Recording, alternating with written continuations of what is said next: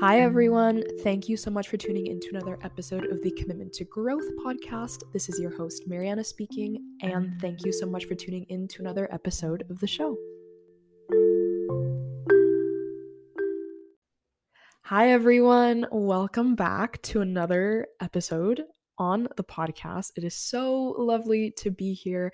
I hope you're doing well. I hope that this episode finds you well.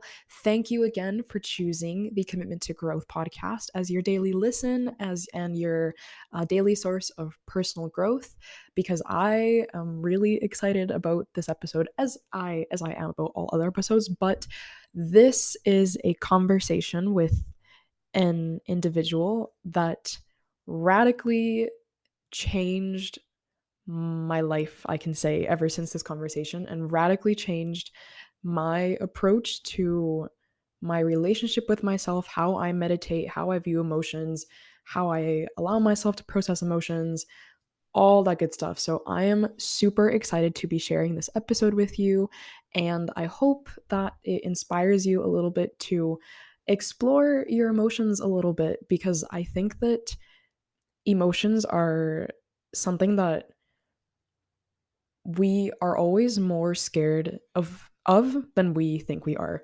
In the sense that I think that a lot of us spend more time hiding from them, and we spend more time unconsciously working to avoid uncomfortable situations that provoke uncomfortable emotions.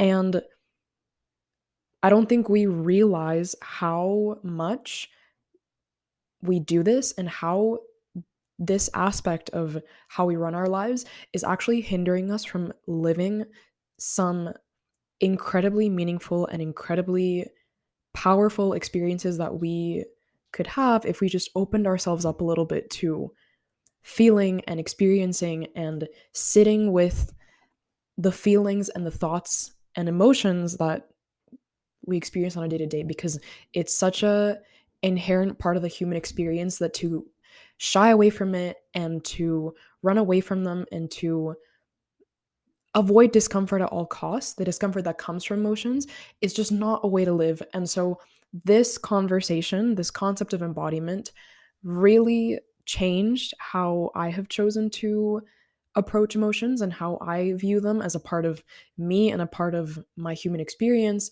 but also has really helped me kind of drive the point for myself that I've made often on this podcast, but it really sunk in after this conversation, which is this concept of, emotions are not you. You are not your emotions. They are simply guideposts that you can use to guide you towards healing, towards discovery, towards enlightenment. And so, this conversation, we covered all of that. We talked about so many of the facets about processing emotions and the importance of doing that for our own health. So, I am really excited to introduce to you our guest this week. Her name is Stephanie Morris. Steph is a female embodiment coach. She's also a money, sex, and love coach. And Stephanie helps ambitious, busy women slow down, transform their relationship with their body, and release a lifetime of suppressed emotions so that they fall deeply in love with themselves, create deeper intimacy, and feel more pleasure, joy, and ease in their life.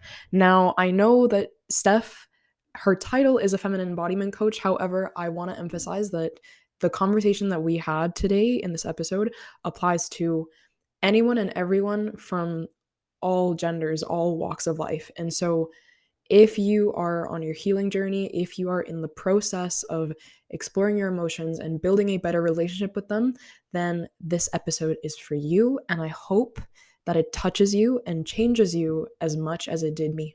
So, without further ado, let's get into the conversation with Steph today. Before we do so, I do want to take a moment to acknowledge that this episode is being recorded on the land of the Lekwungen peoples, as well as the Wasanich and Esquimalt nations, on whose ancestral land I have the privilege of residing on as an uninvited settler. And today, I also want to take a moment to acknowledge the tragedy, the colossal events that we are seeing occur for me, on the other side of the world in Europe and Ukraine. due to the wars brought on by Russia in attempts to conquer Ukraine.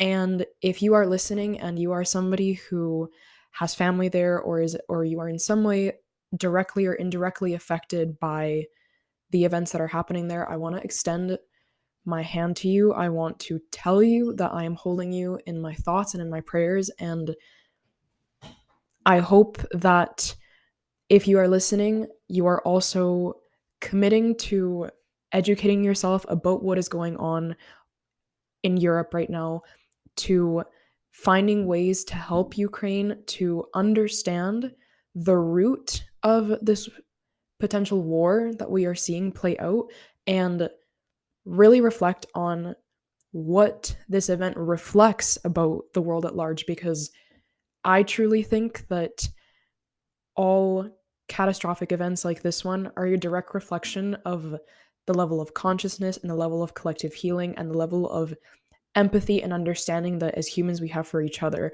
And this event is only an example of the importance of the work that we are all engaging in today, which is personal development that allows us to build empathy, build understanding, and build intimacy with ourselves, to then allow us to do that with other people and thus enrich our connection and experience with those people.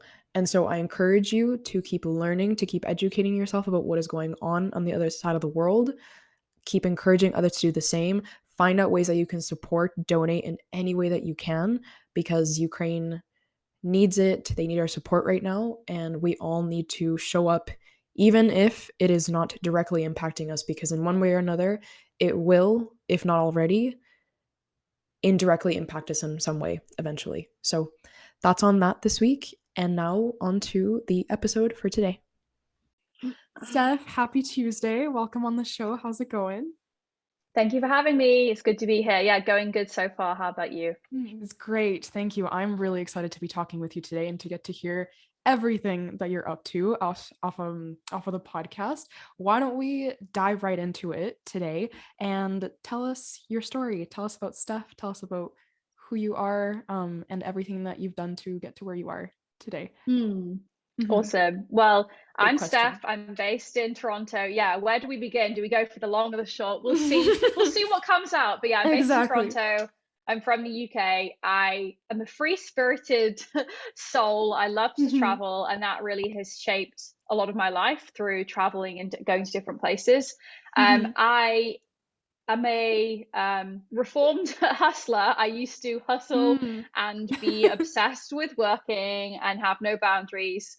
And life couldn't be more different now. But yeah, my journey has been a really interesting one that has really transformed over the last 2 years, which, like I mentioned, I used to love being on the hamster wheel of hustle and burnout and just obsessed with the work that I was doing, because I was like, I love the work, I'm making good money, everything's great, but I was really in denial, disconnected from my body, and really burnt out. So burnout has cost me a lot of money. One time I was in hospital for 24 hours, which cost me $12,000 in the US. Oh my So gosh. I really experienced it and like put my body through the ringer.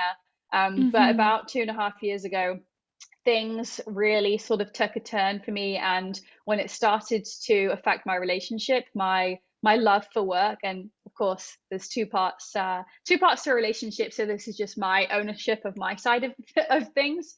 But really my relationship was in a bit of a stale state, shall we say, and that was what made me realize like my working habits were not serving me personally nor my relationship, and if I didn't make a change, things weren't going to turn out too well for me. And so that really was a catalyst for me to discover who I was, like who I really was at my core, beyond the work, because my whole identity was wrapped up with the work that I was doing, and it wasn't very healthy.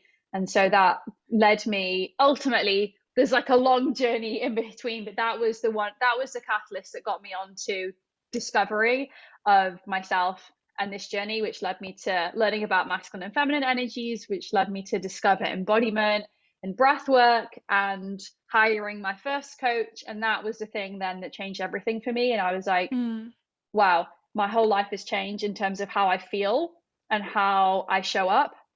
on paper my life looked the same, but how I felt had completely transformed through Mm-hmm. using different simple tools. And that was when I was like, I really want to share this with other women. And my trajectory changed, and I decided to become a coach and to learn all of this so I could share this with other women, because it's completely transformed my life. So long story Mm-hmm. short, that's a little bit Wow. about me. That's so cool. There's so much there that I want to unpack. The first thing I'll say is that it's crazy how it takes like reaching almost the brink of death in some cases. Not that that was your Mhm. story, but it takes reaching these like super intense moments in our life when we're like, okay, something has to change, right? And I think it's so important that you talk about that, because we live in a culture that really kind of promotes that go go go mindset, and that ends Yeah. up being what burns out and makes so many people less passionate about what they're doing. And it's really sad to see when people aren't able to identify that as the cause and instead just deem it as, okay, it's not meant for me, or I'm not good enough at it. So I love that you're using that experience to fuel kind of what you're doing now. um, Mm.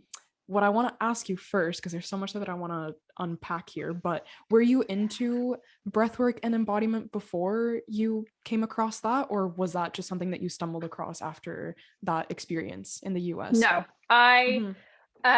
I was very much living in my mind. I'd never heard of embodiment. I'd never heard of feminine energies, masculine energies, none of that. Like, I had tried breath work about five or 6 years prior, when I was going through a horrific breakup.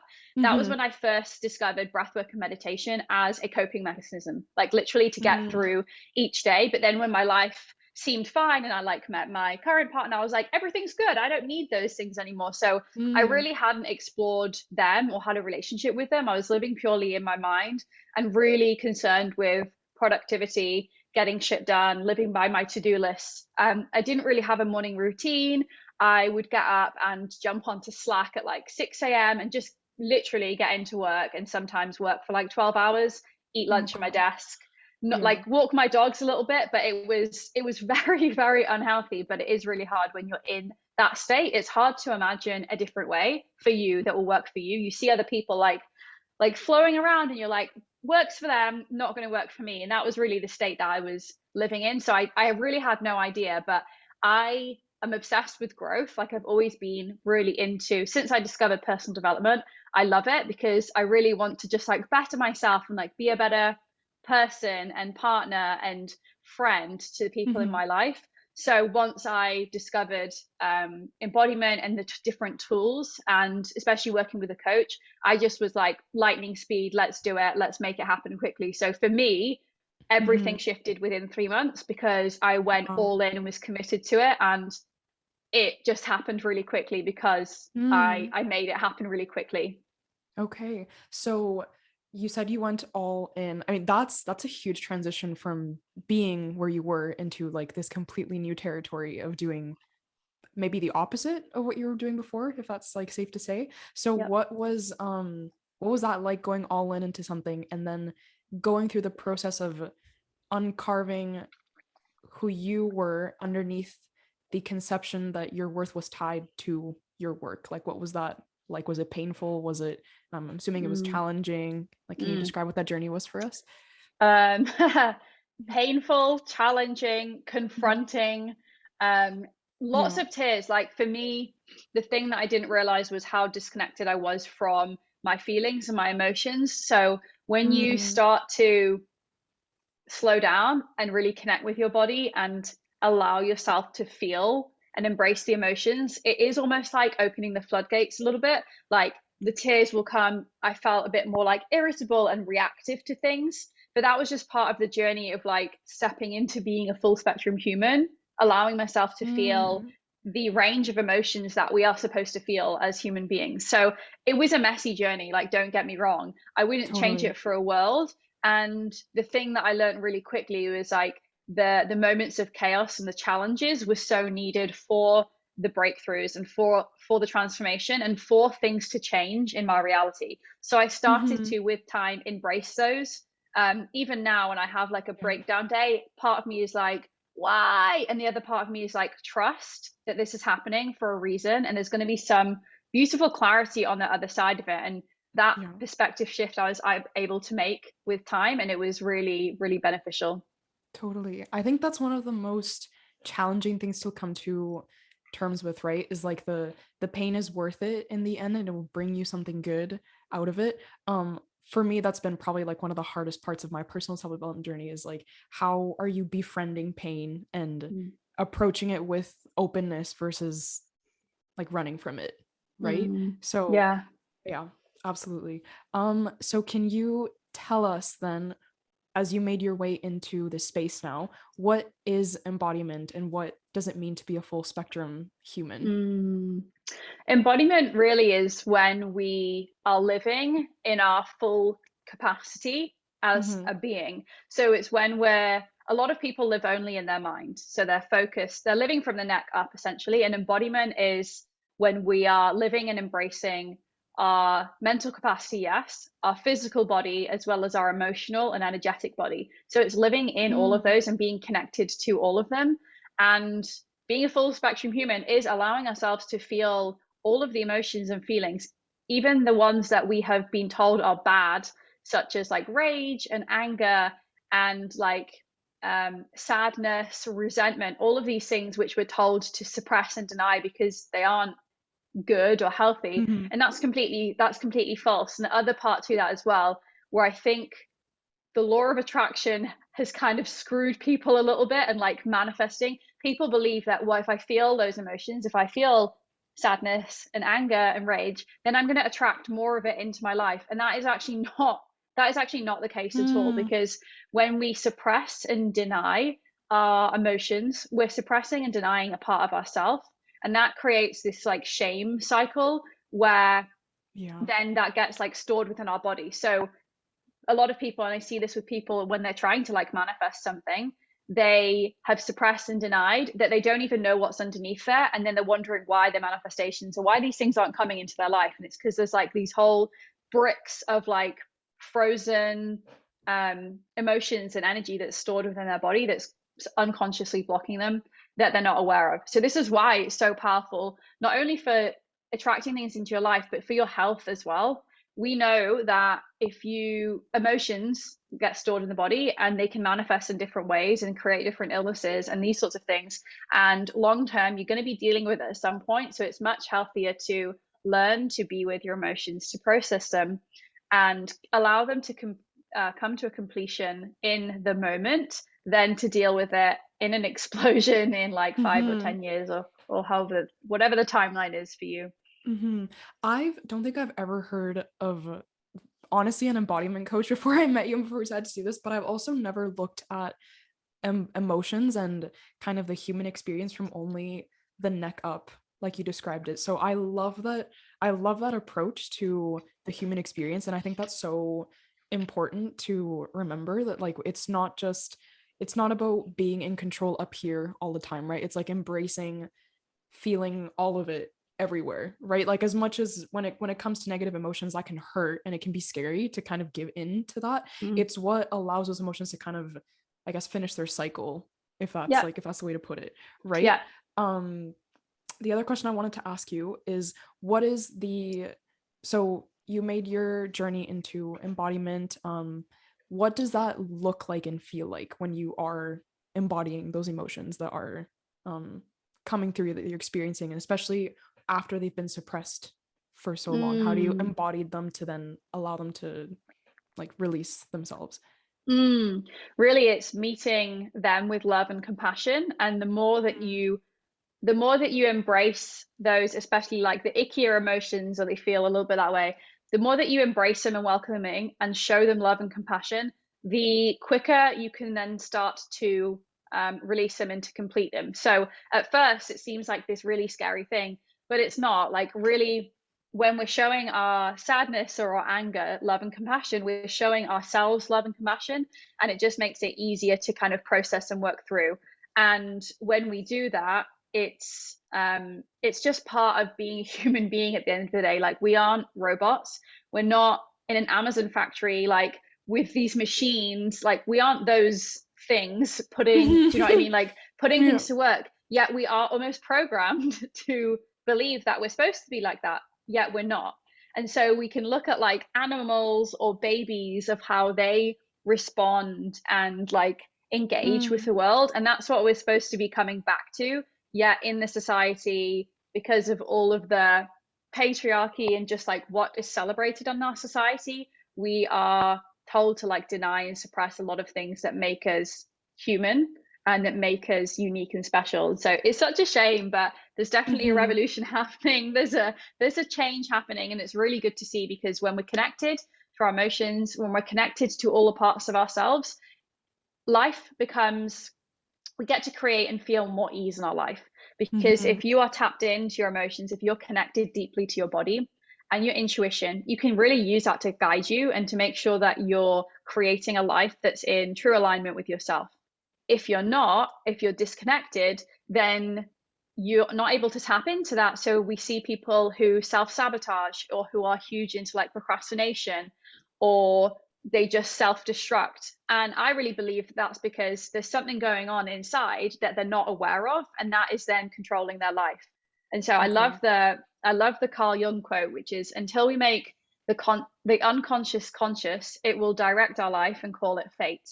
And that's so Mhm. true. And how so many people live, because they're not willing, and because they're not taught how to really get to know themselves, to connect with their truth, like that authentic selves, who they are, when they peel back all the layers and all the masks and all the identities that they have created for themselves.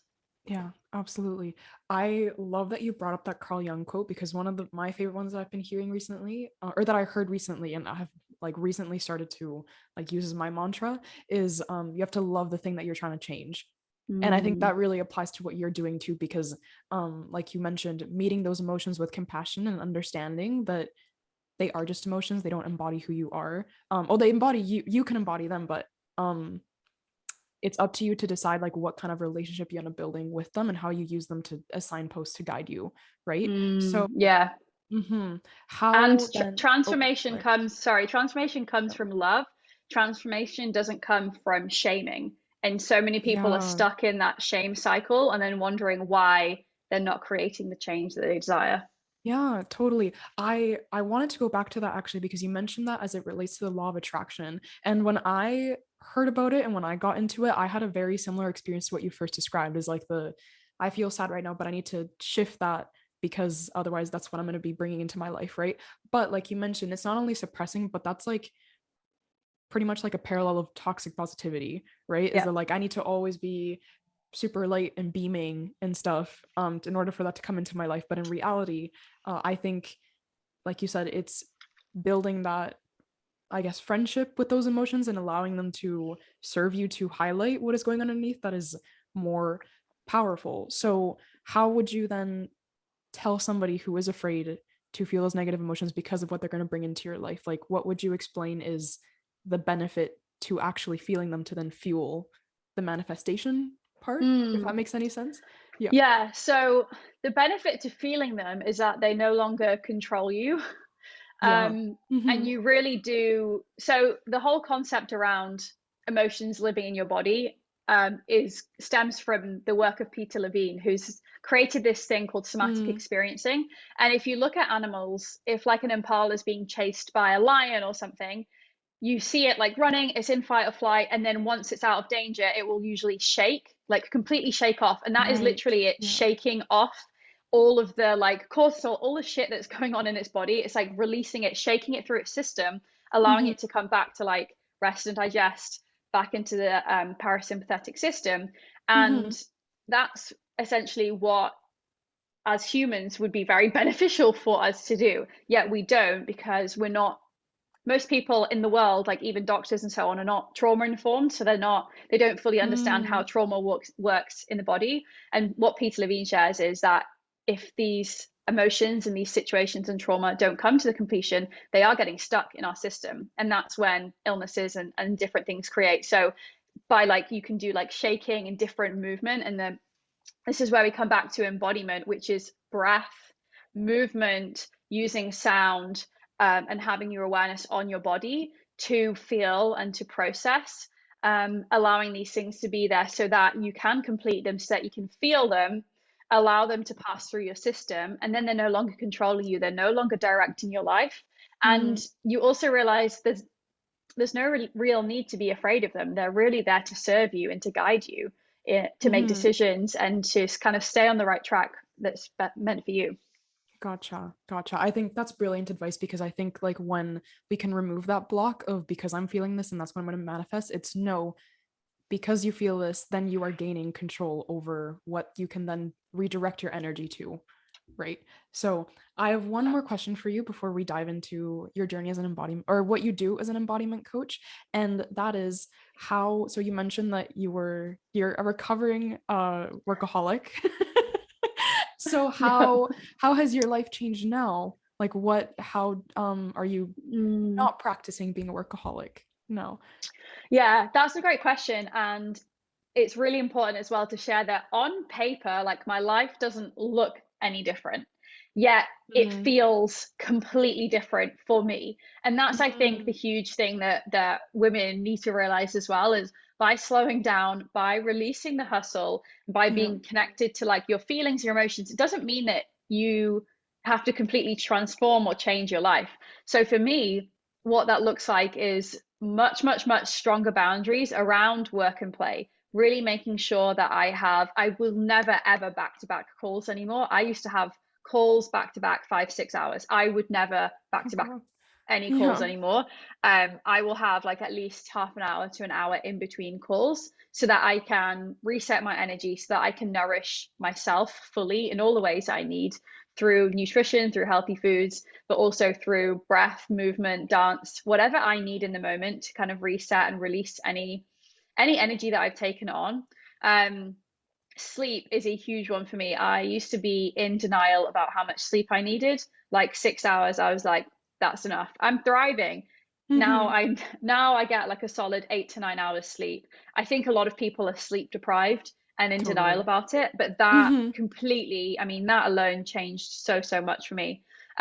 Really prioritizing like exercise, prioritizing anything that fills my energy, that like really fuels me. And I've tried to remove things that deplete my energy. So even trying to shift like things in work that really deplete my energy, removing people from my life that drain my energy. Boundaries though is such a strong one, and just making sure that my day is structured in a way that makes me feel good. And how I measure that is, if at the end of the day I am absolutely exhausted and need to get into bed at like 7 o'clock, that's telling me that something's like a bit off for me.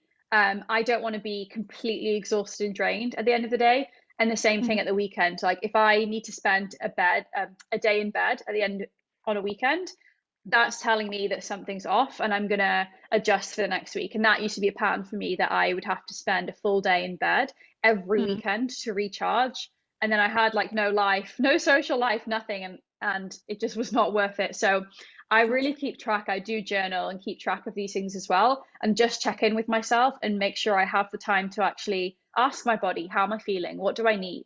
What can I do to really nourish myself physically, mentally, emotionally, energetically, so that I am at my best? Because the more that we prioritize ourselves and our health and our well-being, the more we can serve other people.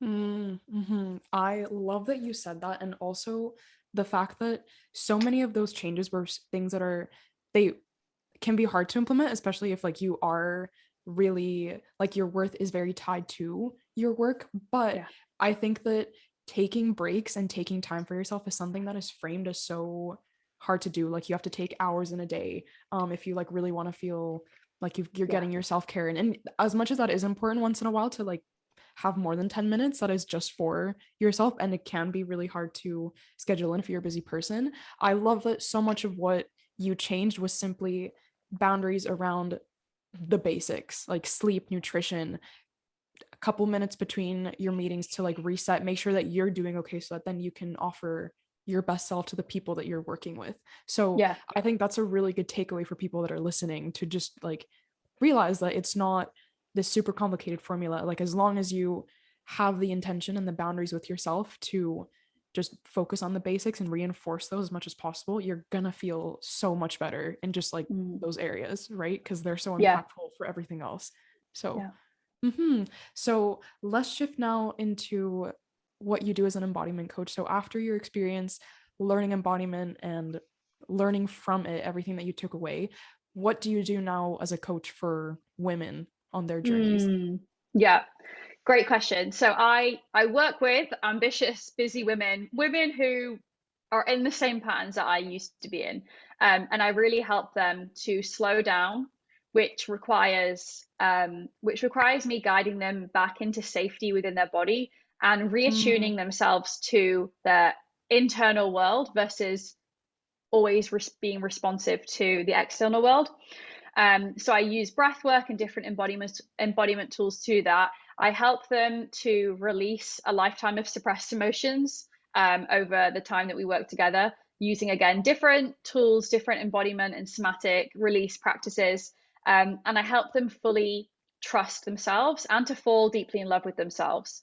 So that they can mm, create these boundaries, so that they can create more ease and balance in their life, and so that they can really enjoy the life that they created. Because I see this so much with these professional, like powerhouse women. They've created this epic life, they're making good money, and they always say to me, I'm not really living the life. Like, I've created this amazing, everything's amazing. On paper, I look like I've got it all. And the 3 year ago version of me would be like cheering me on, yet there's still something missing. And that is like the joy and the pleasure from their life every day. mm, So I mm-hmm, really help with that, and it's all guiding them into their own body. It's connecting them back to the power that they have, because as humans, I really believe that we have everything that we need within us. How we desire to feel, everything we want to attract, like we have that within us already. It's just a mm-hmm, case of tapping into the resource that we have. mm, And so I basically, my sessions, like, they're closed eyes, and I'm guiding them down, spiraling deep down into their body, so that they can start to listen to the wisdom and the whispers and the cues that their body is sending them. And it's really, really powerful and transformational. And it really absolutely. helps them to build that trust with their body and build that connection, so that they can make these long lasting transformations. Mm-hmm. So you kind of mentioned it there, but can you kind of guide us through, like, say you have a client who has, I guess, a similar situation to yours, like was very out of touch with their body, does not really have a relationship with emotions, like they think that they are this emotion that they're feeling. Yeah. What is the starting point then as a coach that you kind of guide them through? We'll call it like this top of the staircase, and then how do you kind of guide them down through their internal Mm, staircase, I guess? yeah. So, well, first of all, the first thing that's important is really to get clear on where they desire to go in terms of how they want to feel. Because a lot of people focus on, I want to make six figures, or I want to have the man, or I want to have the partner, Mm. or whatever it is. Like, they know what they want, but they don't have clarity on how they want to feel. And that's such a huge part of everything I Oh, do. wow. And the feminine way of doing things is like focusing on the depth first, and then the direction. So focusing on the Mm. feelings that you desire, Yeah. and then the goal for us over our time is for you to feel those feelings. Because if you're already feeling and embodying this energy, it becomes inevitable that you are going to call in the thing that you desire, the partner, the relationship, the job, the business, whatever it is. It becomes inevitable when you're like basically vibrating like at that Mm-hmm. frequency and embodying that energy. So that's really important, to always be working towards those desired feelings. And then it really is just a case of slowing them down, doing different drop-in practices to get them into their body. And then we basically, week by week, work through what's coming up for them. And I basically guide them through this process to feel, to embrace and welcome in their emotions, to express it through their body, through movement, through sound, through breath. And then we dive deeper into like what's actually underneath that, because a lot of the time there's like a surface level thought or feeling or story, and that's not actually where they're operating from. They're operating from a much deeper belief or story that's living deeper down in their body. So we kind of like peel back the layers to get down there. And this is just all through um, different powerful questions and different tools that I have to like spiral them down to Mm. release these things. So it's really powerful. It's hard to explain because embodiment and like the body work is so like vast, And the logical mind, like the language we have, is quite limited compared to what we can experience and feel. So it does sound like this ethereal like concept, yet it's actually really simple. Like when we get down to it, and this is what blows my mind, is like the most transformational things are the simple things, but we think there's no way that that can be that transformational. It must be more complicated than that, because Yeah. we love to overcomplicate everything, and it's not. It's really feeling, welcoming and embracing,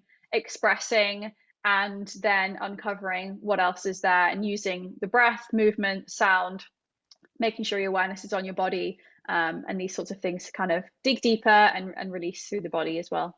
Yeah, the two things that I absolutely love that you said there is, again, like the principle of what you said, the most transformational things are the simple things, and going back to how you reshaped your life to be what it is today is you just focused on the basics, right? And so I love that you are teaching people that you don't have to like go to a retreat in a faraway country to become the person that you want to become or to feel the things that you want to feel. It's just about doing the inner work that you need to do to manifest those feelings, right?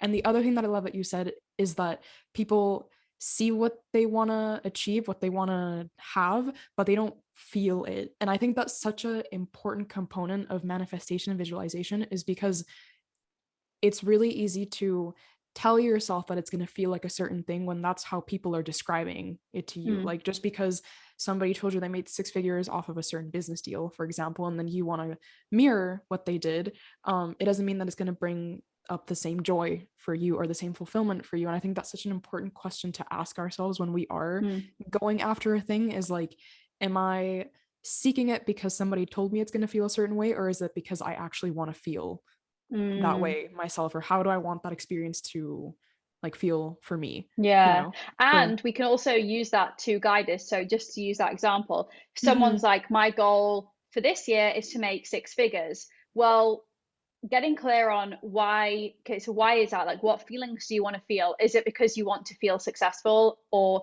what is it there? But if it's like, okay, I want to create impact, or I want to feel like proud of myself, I want to feel like whatever it is, that the feelings, then you can kind of start to feel them within your body. And if something feels off, like, okay, making 6 figures actually feels like there's a contraction that I notice in my stomach, or like a tightness, well, then you can use that to then uncover, like, why am I feeling that? Because if you're feeling contraction around making the 6 figures, are you going to make the 6 figures? Like, or is there something to uncover here? Maybe there's like an unworthiness wound or something that's there that needs to be kind of like brought to the surface and worked through, so that you can move closer towards that, if that makes sense. So yeah, really absolutely. using those feelings to guide you is going to be super beneficial.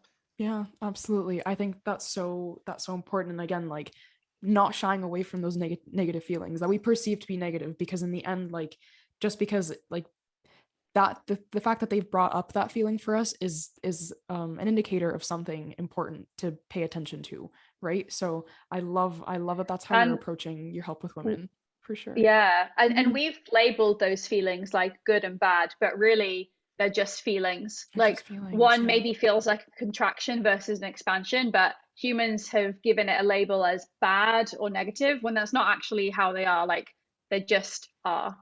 The recent I guess like principle that I learned about is like, if you know if it's a yes, if it's what's called a whole body yes. So like if your whole body lights up and you physically get like your body language gets expansive, then you know that your intuition kind of and is telling you yes, and your future self kind of aligns with that decision. But if it's anything else than a whole body yes, then it's no, right? So is that Yes. kind of a principle of embodiment, would you say? Yeah, Yeah. exactly. It's using that to guide you. It's just getting, and it gets easier the more you do it. So then it can be as simple as like, so you know how for a lot of women, mundane things that they find hard to make a decision on, for instance, like what nail color to go with, or like Yeah.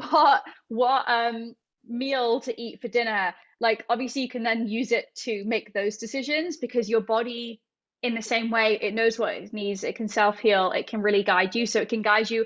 What do you want to eat for dinner? Like what is going to feel most nourishing for me? Or where should I move? Should I move to this country, or should I not? Or should I Move Mm-hmm. in with this person, like really tapping in and asking your body the question. Sometimes it like screams the answer. Other times we have to really get quiet and really, really listen to it, and allow our body to really speak the answer. But yeah, it makes life feel like more ease in life when you are tapped into that, because you're not then just using your logical mind to make a decision, Yeah. weighing up the pros and cons. You're really able to tap into your intuition and make sure you're making an aligned decision for you. Mm-hmm. Totally. So here's the piece on that that I personally struggle with a lot. So when I try to do that and ask those questions and then I don't get a response, I start to freak out because I'm like, well, Mm, then I'm not tuned in with my intuition.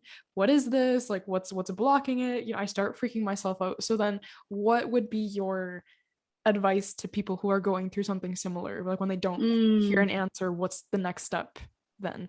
Well, first of all, don't make it mean anything, because it doesn't mean anything. Humans Mm, love to make meaning around things, like, well, that must mean that it's a no, or that must mean it, whatever it is, which is just not the case.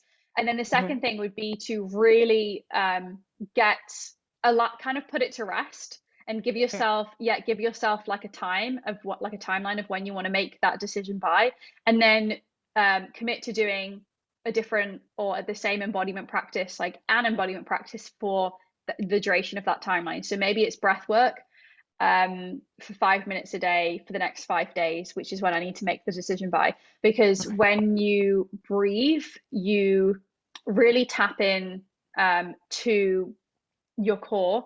And that's where these downloads and these decisions and these ideas and all these different things can come through when you're breathing. So that is such a great way to set an intention and go into a breath practice, and maybe not putting everything on making a decision that day. But the more that you can get into your body through different practices, the quicker and easier it's going to become to get the answers that you're seeking.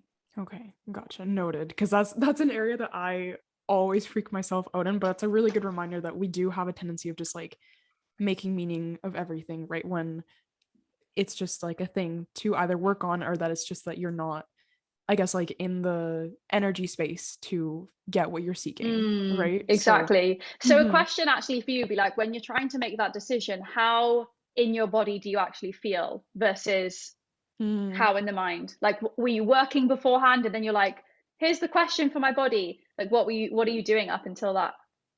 hmm. Uh, oh, I guess when I ask myself those questions, it's most often when I've been going through a process of like juggling multiple options in my head, or like kind of like finally narrow down um the option to two, and then I'm like, which one should I go with, so I'm like not in line with either, like I'm kind of in a limbo, if that makes any sense. That's kind of Mhm. the best way I know how to describe it. That's when I find myself making those questions the most. So So from that, it sounds like you're in your head trying to make the decision, and you're yeah. trying to connect with your body, but through your mind, which is probably why you're not getting the answer. Oh, Because if you're okay. thinking, is it this or that, like running through in your mind, then you are in your mind, if that makes sense. Oh yeah, so then what's the alternate pathway instead of mind to body? Well, connect to your breath. Allow your uh awareness to drop from your mind and focus on your breath. And basically, like, I think of like a bubble and imagine it's in your mind. And as you breathe, this like bubble is like traveling down your center column, and then imagining now it's in your breath, in your belly, sorry. mhm. And then if you as you place your awareness like on your breathing, you're feeling your belly rise and contract, then you're in your body, and from that place your body can speak to you. So it's really interesting that you Oh, mentioned that, because a lot of people do try to connect with their intuition from their mind and then wonder why it's not speaking to them, and that's usually mm. why. Okay, that's such an interesting way to look at it. I had never thought about it like that. I feel like what I hear the most is that you're trying to you're in too much control, like you just kind of have to let go, but it feels weird to let go. Like I don't often experience like this like whole body like huh, you know what I mean? And I feel like that's kind of the state that I try to embody, I guess, but that's a really good way to put it, of just like I guess letting the mind go and just letting the body speak. So thank you. I really appreciate that. I'll Yeah, keep that you're in mind welcome. for sure. The last thing I want to ask you before I let you go and move on to our rapid fire round of questions is you mentioned that you have different ways of helping people manifest those emotions and like go down kind of like through that internal spiral staircase. And you mentioned sound and breath. So what do those practices look like when you use sound or breath? Like, are they specific routines or Mm. melodies? Mm-hmm. There's so many different ways, but the first thing that I started to do was breathe Okay. in through my nose and out through my mouth, and then start to add sound, so like sighs. So I started Okay. to get comfortable, just like that's a simple one because most people aren't that comfortable with sounding out because it's not Mm-hmm. something that we've been taught to do, like especially women. Totally. We're taught to kind of like be silent. You don't really Yeah. see women in the gym like grunting and moaning. It's more Yeah. like Mm-hmm. it's more men that do that. So just Mm-hmm. breathing in and allowing any sound to be released. So, for instance, if you've had a stressful day or you're feeling anxiety or tension in your body, just coming into your breath, breathing in through your nose and out through your mouth, and allowing yourself to release through sound, through sighing or moaning or grunting or whatever feels natural for you. Allow that feeling, that anxiety or the tension, allow that to be expressed through the sound. And Mm-hmm. your body will know what feels good for you. And it's probably going to look different. If you've never done it before, it might be quite quiet. If you're like really expressive and used to this kind of thing, you might be like screaming. Who knows? Like, Okay. go for it. But yeah, it's just getting comfortable. Those are like simple things you can do. Of course, there's like tons of different practices, and I dive deeper into practices with people in workshops and in client sessions. Most of the time, it's better to be guided through those because if you've never done it Okay. before, you're going to be like, am I doing this right? Am I in my head? Like, I'm judging myself. This is weird. This isn't doing anything. So it's better to like when you're really trying to get deep to be guided in either a workshop or like coaching capacity so that you have that like support and somebody witnessing you through it. Totally. But yeah, simply can be breath and adding sighs and moans. So allow yourself to release whatever you're feeling. And even if it's like, I want to tap into pleasure, you could add sound and it's like, how would it feel? What would feel pleasurable? Like what sound coming out would feel really good for me? And trying to tap into Mm. that. So it's again, it's really simple. It doesn't have to be overcomplicated. And just like I shared there, breathing in through your mouth, in through your nose and out through your mouth, doing that for 5 or 10 minutes, like that counts as breath work as long as Mm-hmm. your awareness is on your body, as long as your awareness is like on the breathing and you're not thinking about all the things that you have to do, because then you're still in your mind and the breath probably isn't actually going to do anything. But again, it's really Yeah, totally. simple things. And that doing that for 5 or 10 minutes a day over time, over a couple of weeks, months, if you can do it consistently, is going to just transform completely how you feel. You'll feel a lot more calm, a lot more grounded and centered and connected to yourself. Yeah, totally. That sounds so daunting at first because like you said, it's something that we're not encouraged to do. Like it sounds weird talking about it openly, but it's so beautiful when you think about the fact that it's literally what feels good to your body that ends up being the response or the sound that you make. Like it literally is just your body, the one that's manifesting everything within and letting it out. So I think that's such a great way to have that moment where you're tuning in to yourself fully and just letting your body dictate how it wants to feel and express itself as such to allow that. So Mm-hmm. that's That's really cool. exactly what it's about. There's no right or wrong, and Mm-hmm. every practice that you do, every time that you do these things, it's going to look and feel different, but it's coming Yeah. back to what feels good for my body, and that's going to be different from what feels good for your body today versus tomorrow. Like there's no right or wrong, and I think we're coming back to remember that like it's all about the feeling, and how Mm-hmm. it looks, how it sounds is completely irrelevant. Yeah, totally. And I think that makes it all the more exciting, right? Is like, what am I going to get today? Or what am I going to get Yeah. tomorrow? You know? So Yeah. thank you for sharing that with us. And before Yeah. I let you go for the day, the tradition on the podcast is that at the end, we do a 3-question rapid fire round. It's not like in Mm-hmm. a particular, like one word or one sentence, it's just whatever you kind of think of first. So the first 2 questions are the same for each guest, and the third one is different for each guest. So are you ready? Let's go. Okay, so the first question is, what is your favorite quote? I think my favorite quote of the moment is the Carl Jung one, which I The Carl shared. Jung one. Yeah. Yeah, because it's Mm-hmm. so powerful, Mm-hmm. yet quite, yeah, it's very profound, but simple at the same time. So Yeah. that one. Yeah. I think my Carl Jung one is also my favorite one right now. So we can both fangirl over Carl Yay. Jung's quote. All right. Second question is, what is a song that is currently stuck in your head? Oh gosh. Okay. I don't know the name of the song, but recently me and my partner have been into these like French vibey songs. Oh, I'll have to like send okay. you the link. Um, Okay. yeah, I don't actually, that's the first one that popped into my head. I can like hear the tune in my mind, but nothing is coming up. Okay, or another one is one that I'm really into at the moment, which I do breathwork to. I think it's Trevor Hall. Okay. You can't rush your healing. I think that's what it's Oh, called. interesting. Okay. Oh Yeah, my gosh, I'll make sure to check that out. use this with my clients, and they like cry during the breath work. I'm like, sorry, because Sorry, not sorry. usually Yeah. they're like, why are you doing this to me? I'm like, it's powerful. Yeah, I think Yeah. that's what it's called. It is a powerful song. It's really beautiful. Okay, noted. I will definitely check that out after this. Thank you. And the Yeah. last and third question for you is, what does embodiment feel like for you? Oh, embodiment feels like being connected to who I truly am. It feels calm, it feels alive, it feels free, and it's my truth. Like it's my known Mm, state, and it's just the best feeling in the world for me. yeah, that was beautiful. Thank you. I love that you Mm. said it's you like living your truth through it.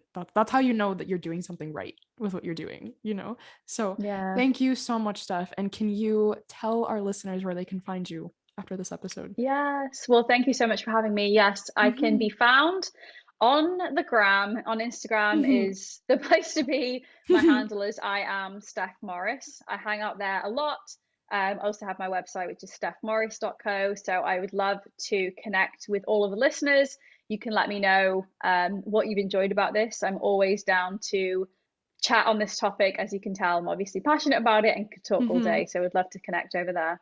Absolutely. Yeah, and it's .code, not .com. I made that mistake when I tried to first contact Steph, so don't make that mistake as well. And Steph, thank you so much. This was such a lovely conversation, and I look forward to learning more from you as I follow your Mm. journey on embodiment. Thank you so much for having me.